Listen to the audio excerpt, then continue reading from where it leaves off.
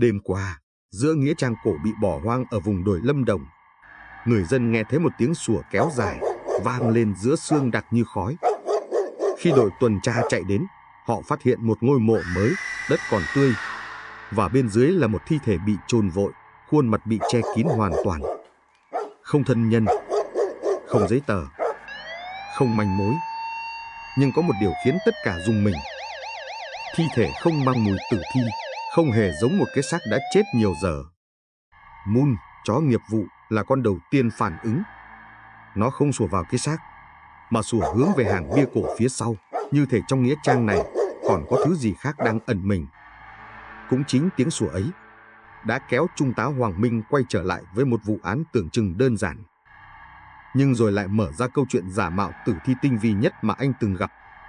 Nếu bạn thích những vụ án được mở ra từ một chi tiết tưởng như vô nghĩa, hãy ở lại cùng kênh Hồ Sơ Án series Chó Moon phá án. Bởi ở nơi này, mỗi tiếng sủa đều dẫn đến một sự thật không thể chôn giấu. Phần 1. Tiếng sủa lúc nửa đêm. Nửa đêm ở vùng đồi Lâm Đồng luôn có một thứ im lặng rất lạ. Không phải im lặng của ngủ yên, mà là thứ tĩnh mịch như đang chờ một điều gì đó xảy ra. Trên con dốc nhỏ dẫn vào nghĩa trang cổ Bạch Sơn, sương dày đến mức nuốt mất cả ánh trăng. Những tấm bia đá cũ nghiêng ngả, đầy rêu phong, như cứ liếc nhìn người qua đường bằng những hốc tối vô cảm. Khoảng gần 2 giờ sáng, bác Thức, người trông coi nghĩa trang, nghe thấy một âm thanh rất rõ. Gâu u u, một tiếng sủa kéo dài, không phải tiếng sủa của chó hoang, mà là tiếng của một con chó nghiệp vụ đã đánh hơi được điều bất ổn.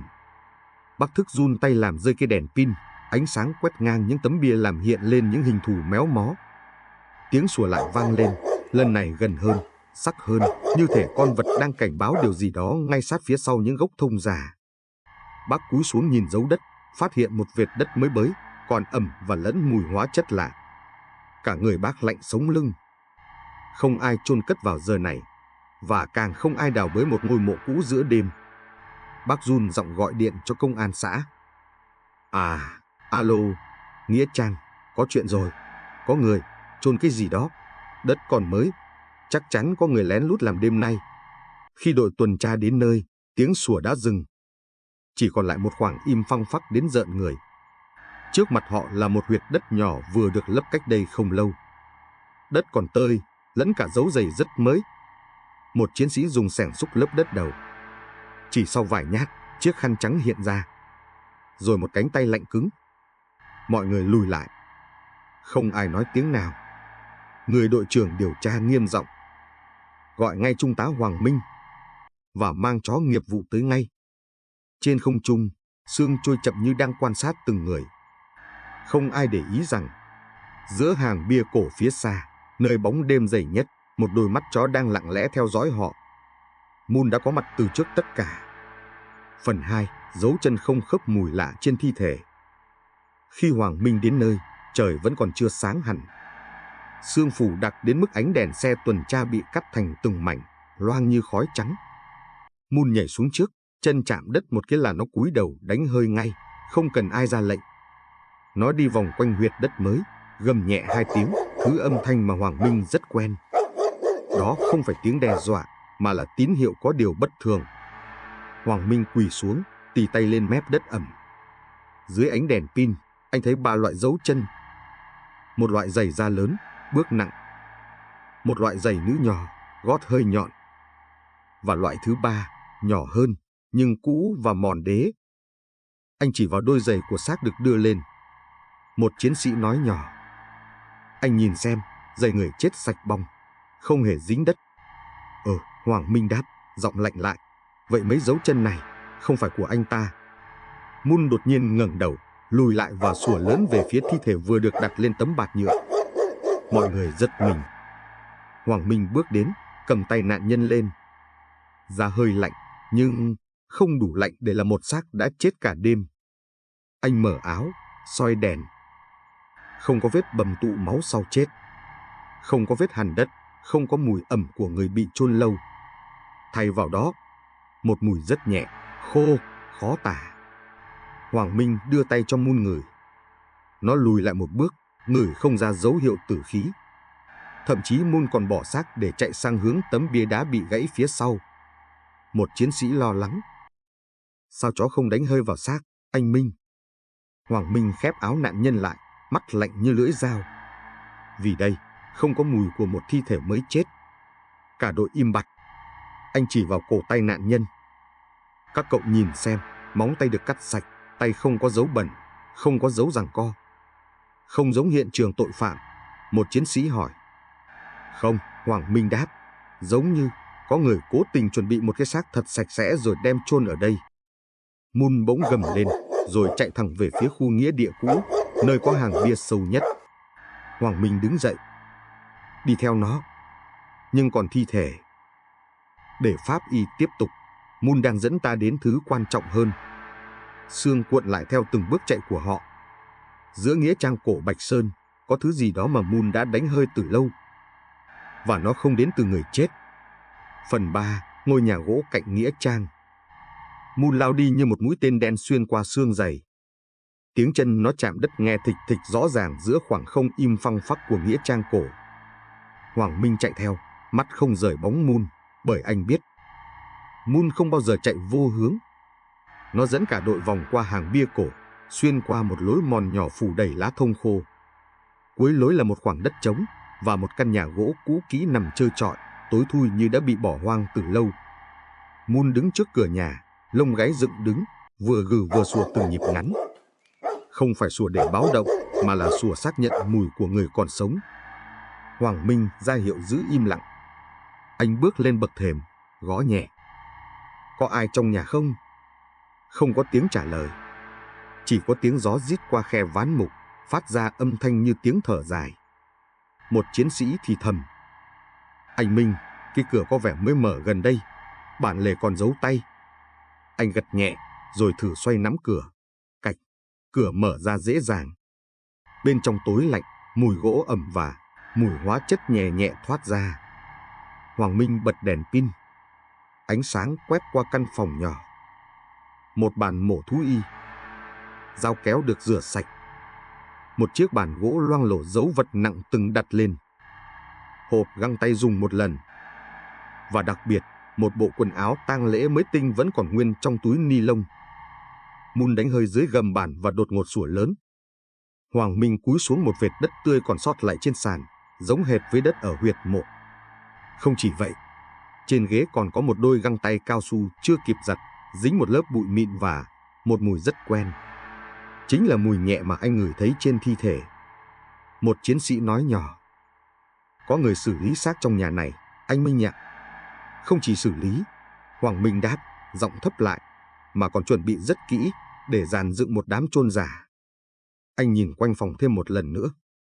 Bầu không khí đặc quánh của tội lỗi như bám vào tường. Bất ngờ, Mun lao đến cửa sổ, sủa liên hồi. Hoàng Minh chạy đến xem. Trên đất, dưới tán thông trước nhà, là một dấu chân rõ ràng dấu giày nam lớn, đế có vết mòn chéo. Ngay lúc đó, có tiếng bước chân chạy xa trong rừng. Rất nhẹ, nhưng Hoàng Minh nghe thấy. Anh nói nhanh. Có người đang trốn gần đây. Số lượng 1. Giày nam. Bước nặng, có vẻ quen rừng. Mun trồm lên, hướng mũi về phía rừng tối. Hoàng Minh ra lệnh. Chuẩn bị truy dấu. Trung tá muốn đuổi theo ngay sao? Anh nhìn vệt xương bị khuấy động giữa những thân cây, ánh mắt sắc như lưỡi dao. Kẻ vừa bỏ trốn, có thể chính là người đã chôn cái xác đó. Mun rít lên một tiếng, rồi phóng thẳng vào khu rừng. Vụ án bắt đầu có mùi của kẻ sống đang chạy. Phần 4, xác không phải là xác. Thi thể được chuyển thẳng về phòng giám định của huyện, còn Hoàng Minh và Mun quay lại khu nghĩa trang lúc trời vừa hừng sáng. Sương sớm Lâm Đồng tỏa thành những mảng trắng đục, vắt ngang các bia đá như những dải khăn tang cũ kỹ. Mun bước quanh bàn giám định, đầu cúi thấp, thỉnh thoảng lại ngửi vào áo nạn nhân rồi rít nhẹ. Không phải tiếng gầm cảnh giác, mà là tiếng khó chịu, như khi nó gặp thứ không đúng bản chất. Pháp y, bác sĩ Lý, đẩy kính lên sống mũi, nói chậm rãi. Trung tá Minh, có chuyện này, tôi nghĩ anh cần nghe ngay. Hoàng Minh khoanh tay, chờ đợi. Bác sĩ Lý chỉ vào vùng da dưới cằm nạn nhân. Tử thi bị che giấu thời gian chết, không có dấu vết phân hủy tự nhiên. Anh nói rõ hơn. Người này không chết trong đêm như chúng ta tưởng. Vậy chết khi nào? Khoảng 3 ngày trước. Cả phòng im phăng phắc. Tiếng kim loại từ khay dụng cụ vang lên khô khốc như đinh đóng vào tường. Hoàng Minh nhìn lại thi thể. Da sạch, móng tay sạch, tóc vuốt reo, quần áo mới tinh. Không một dấu hiệu nào cho thấy người này đã nằm chết suốt 3 ngày. Bác sĩ Lý tiếp tục. Nhiệt độ cơ thể lúc tìm thấy hơi cao. Tại sao? Vì ai đó đã tắm rửa và xử lý tử thi bằng hóa chất rồi mặc đồ mới vào. Mun đột ngột sủa lớn một tiếng, hướng thẳng vào vùng cổ tay nạn nhân. Hoàng Minh vén tay áo, thấy một vệt nhỏ màu hồng nhạt, mờ đến mức phải soi đèn mới thấy. Bác sĩ Lý nhíu mày. Đây là dấu của dung dịch formalin loãng. Chỉ ai có kiến thức y khoa hoặc thú y mới biết dùng liều này để giữ thi thể trông như mới chết. Hoàng Minh chậm rãi kết luận. Tức là có người muốn làm cho cái xác này trông giống như nạn nhân của một vụ giết người vừa xảy ra. Mun gầm một tiếng trầm, đi vòng quanh bàn, rồi dừng ở chân cửa, nơi có vệt đất khô lấm tấm. Hoàng Minh cúi xuống. Loại đất này không giống đất nghĩa trang, mà giống đất trước căn nhà gỗ. Một chiến sĩ báo cáo. Thưa anh, người chủ căn nhà gỗ tên Tường, không nghề nghiệp rõ ràng, từng làm thú y 2 năm. Hoàng Minh nhíu mày. Thú y, formalin, bàn mổ trong nhà. Mọi mảnh ghép bắt đầu chạm nhau. Anh hỏi pháp y. Có dấu hiệu tội phạm bạo lực không? Không. Người này chết vì suy tim cấp, hoàn toàn tự nhiên. Nhưng lại được chuẩn bị như một cái xác của án mạng. Chính xác. Hoàng Minh đứng thẳng người, ánh mắt sắc như lưỡi dao lạnh. Vậy đây không phải một vụ giết người. Vậy nó là vụ gì? Một chiến sĩ hỏi. Hoàng Minh đáp ngay, không cần suy nghĩ. Vụ dàn dựng thi thể. Dàn dựng để làm gì? Để đổ tội cho người khác. Mun sủa 2 tiếng như tán thành. Tiếng sủa ấy vang lên trong căn phòng trắng, dội lại một cách rợn ngợp. Sự thật đã bắt đầu hé mở. Cái xác nằm im không phải là nạn nhân, mà là một công cụ, một cái bẫy, một lớp hóa trang hoàn hảo. Và kẻ đã chuẩn bị nó vẫn còn ở đâu đó trong màn sương Lâm Đồng. Phần 5, kẻ bị gài bẫy. Buổi chiều hôm đó, khi đội điều tra đang thu thập nốt dấu vết quanh nghĩa trang thì một người phụ nữ trẻ xuất hiện. Cô mặc áo khoác dài, mặt tái xanh như vừa trải qua cơn đêm mất ngủ triền miên. Cô nhìn thấy chiếc bạt phủ thi thể và lập tức òa khóc, quỵ xuống đất. Anh ấy là chồng tôi. Cô nấc nghẹn, tay run run mở khăn che mặt nạn nhân, rồi lại gào khóc thảm thiết. Một chiến sĩ đứng gần thì thầm. Có vẻ đúng người thân rồi anh Minh. Nhưng Hoàng Minh không vội tin. Anh quan sát từng phản ứng của cô. Khóc nhiều, nhưng mắt lại khô. Giọng run, nhưng tay không hề lạnh. Không ôm thi thể, chỉ chạm nhẹ rồi rụt lại. Và điều khiến anh chú ý nhất, Mun không sủa. Mun chỉ đứng một góc, lặng lẽ nhìn cô gái, đôi tai hơi cụp xuống. Giống biểu hiện của nó khi gặp người không liên quan trực tiếp đến tử thi. Hoàng Minh hỏi nhẹ. Cô gặp chồng lần cuối khi nào? Hôm qua anh ấy đi làm và không về nữa. Câu trả lời khiến Hoàng Minh khựng lại. Pháp y đã kết luận người này chết 3 ngày trước. Cô ta vừa nói sai 48 tiếng. Anh hỏi tiếp.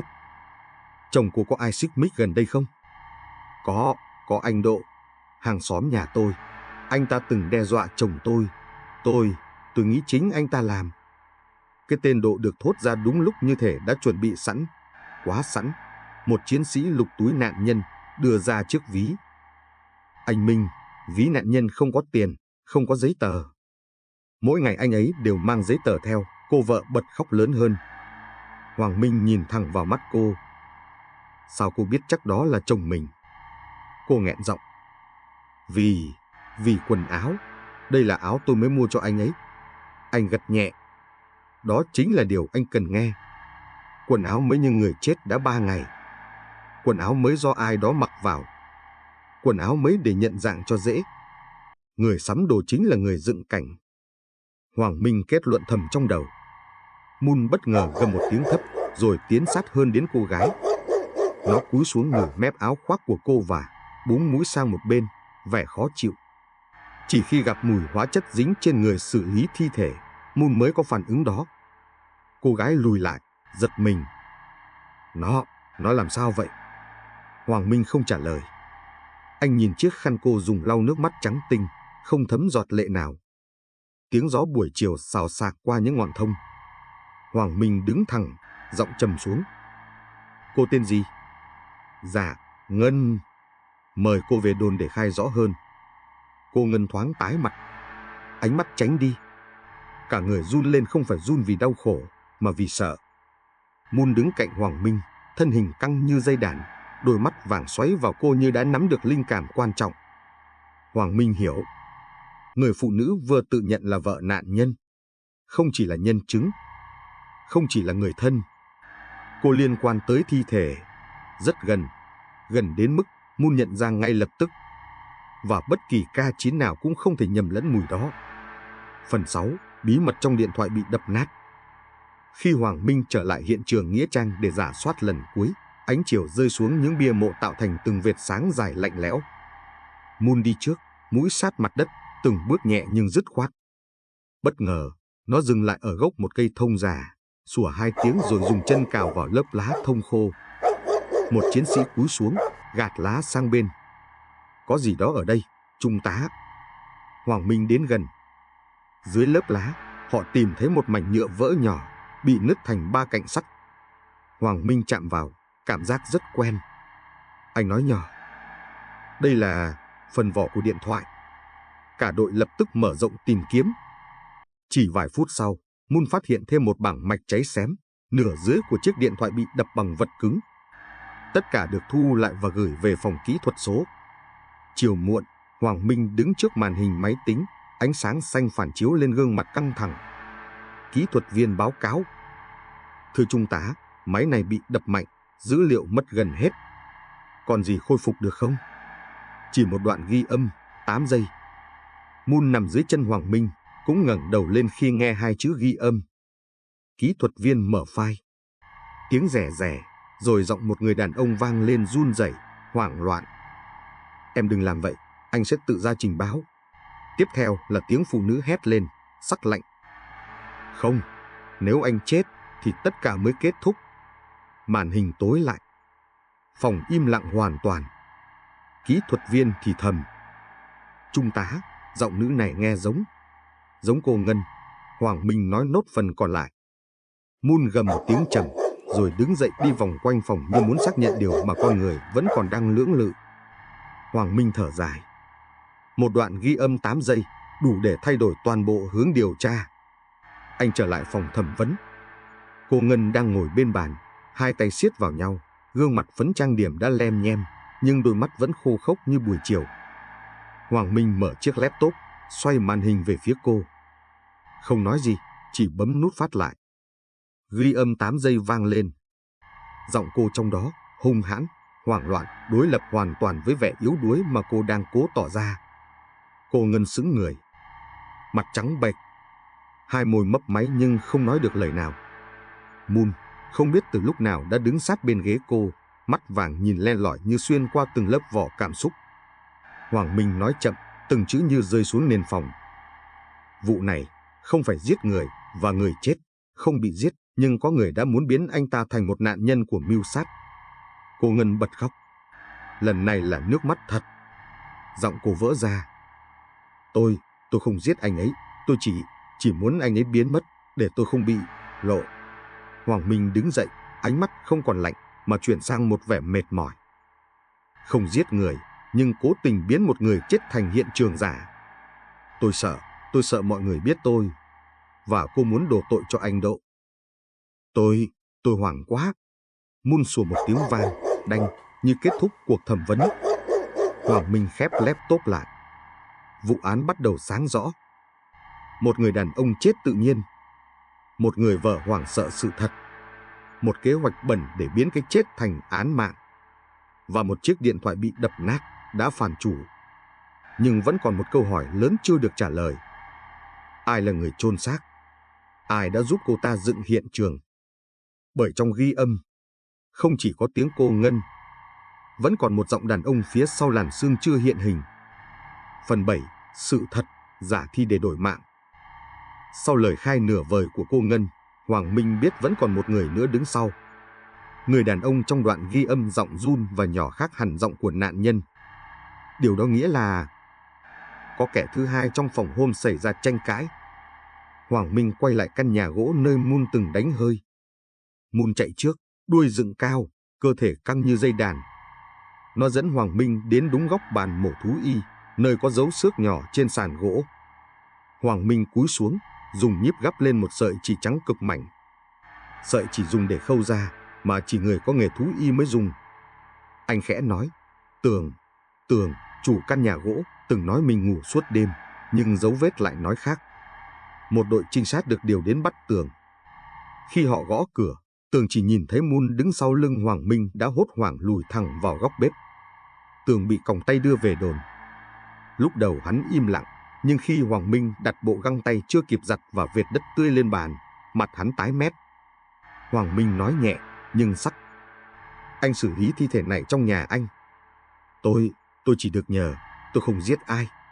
Moon gầm lên một tiếng trầm, tiếng gầm mà nó chỉ phát ra khi gặp kẻ trực tiếp đụng vào thi thể. Tường run như cầy sấy. Cô Ngân đến tìm tôi, cô ta bảo chồng cô ta chết bất ngờ. Cô ta khóc lóc xin tôi giúp, tôi chỉ tắm rửa cho cái xác, rồi mặc đồ mới vào. Hoàng Minh hỏi, tại sao mặc đồ mới? Vì cô ta muốn mọi người nhận ra anh ta ngay, để đổ cho người hàng xóm. Cô ấy nói, nếu để mặc đồ cũ, sẽ khó mà dựng hiện trường. Hắn nói tiếp, giọng nhỏ như gió lọt qua khe cửa. Cô ta bảo, nếu tôi giúp cô ta sẽ trả nợ cho tôi. Tôi đang nợ nhiều lắm. Hoàng Minh khoanh tay. Sau khi mặc đồ mới cho chồng cô ta, anh làm gì tiếp? Tôi chôn tạm ngoài nghĩa trang. Nhưng cô ta nói phải tạo ra cảnh như bị ai giết, nên tôi dùng đất mới, rồi chát keo lên tay để giấu thời gian chết. Moon sủa cắt ngang, tiếng sủa sắc buốt. Nó ghét mùi keo đó. Nó nhận ra mùi đó trên cổ tay nạn nhân. Tường cúi gằm mặt. Tôi không biết cô ta muốn đổ tội cho ai, chỉ biết cô ấy hoảng loạn, rồi bảo tôi đập điện thoại của chồng cô ta để không ai biết tin nhắn cãi nhau của họ. Hoàng Minh bật ghi âm 8 giây lên lần nữa. Giọng người đàn ông trong đó run rẩy. Em đừng làm vậy, anh sẽ tự ra trình báo. Tường nghe xong, gục xuống bàn. Là tôi, giọng đó là tôi cầu xin cô ấy đừng làm, đừng chôn, đừng dựng chuyện. Nhưng cô ta vẫn làm. Vâng, không khí trong phòng thẩm vấn đặc lại. Sự thật được xếp lại như một bức tranh lạnh lẽo. 1. Người chồng chết tự nhiên vì suy tim. 2. Ngân không cứu vì sợ anh ta tố cáo cô lừa đảo. 3. Cô ta thuê Tường làm đẹp thi thể. 4. Cô ta mặc đồ mới cho chồng để dễ nhận dạng. 5. Cô ta nói dối thời điểm gặp cuối để che giấu thời gian chết. 6. Cô ta định đổ tội cho anh Độ, người từng cãi nhau với chồng cô. 7. Cô ta phá điện thoại, nhưng không ngờ ghi âm vẫn còn lại 8 giây. Một âm mưu hoàn chỉnh. Một cái chết tự nhiên biến thành án mạng giả. Tường bật khóc. Tôi chỉ muốn giúp, tôi không ngờ cô ta làm vậy. Hoàng Minh nhìn hắn một lúc lâu.